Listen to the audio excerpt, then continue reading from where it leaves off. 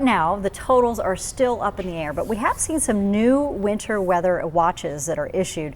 This is extending from areas of New Mexico, Texas, all the way across the southeast into the Carolinas right now. So we are anticipating this system is going to be a big deal for us as we look ahead.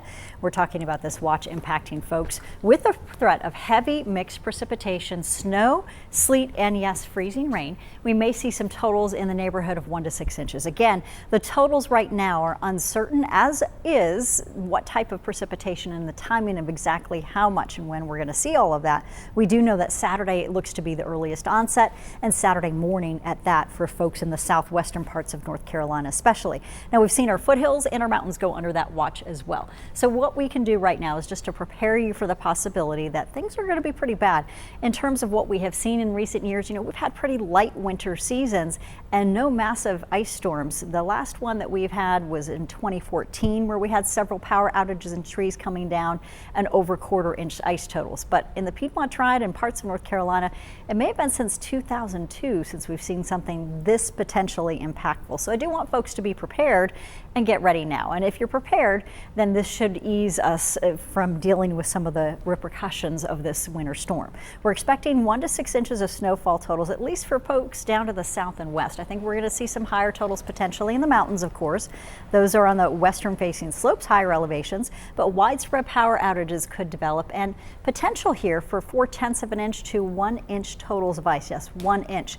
And anything over 1/4 of an inch for us is really too much, and that's when the branches start to come down. So we want you to be ready for that threat of potentially increasing ice conditions and freezing precipitation conditions. That also includes sleet, by the way. A lot of these events that we've had, the February 12th to 13th in 2014 and also the following March storm, all had some snowfall mixed in beforehand and then a transition to sleet and freezing rain. And whenever you get sleet, that tends to lead to more accidents on the road. So we want folks to stay off the roads this weekend.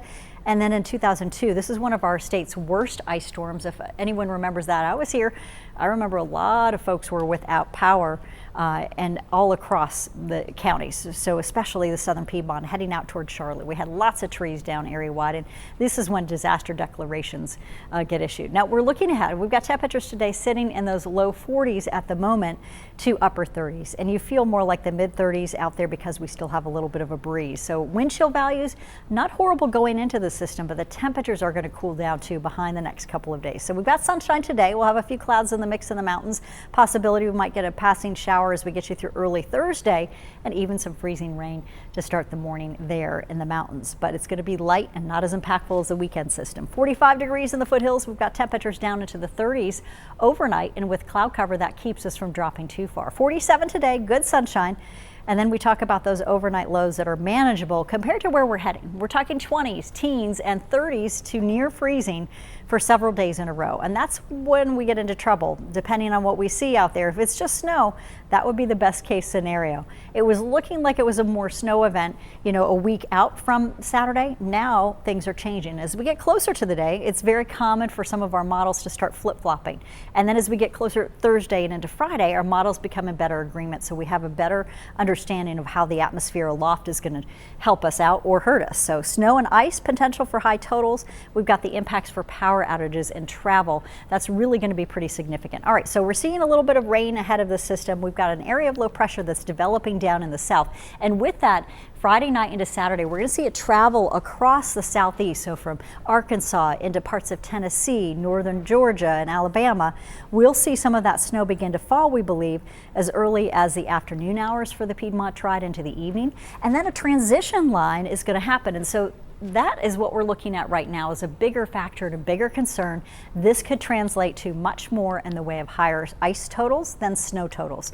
We would rather have this all white than any pink at all, and we could see some sleet mix in too. And when that happens, it's just a mess on the roadways. Some of our forecast models taking the higher snowfall totals to our north, even to parts of Kentucky, rather than in North Carolina. But we're going to be keeping you posted on this. A lot's going to change within the next 2 days. The biggest thing you can do is to prepare for that potential that we could see a bigger ice storm and more power outages over the next several days. Here's your impact Saturday and Sunday. Temperatures in the 20s, down into the teens, and if we lose power, remember you have have to have ways to keep warm, so lots of extra layers. And if you're using alternative power sources and heat sources, keep those generators outdoors and have a carbon monoxide detector in your home.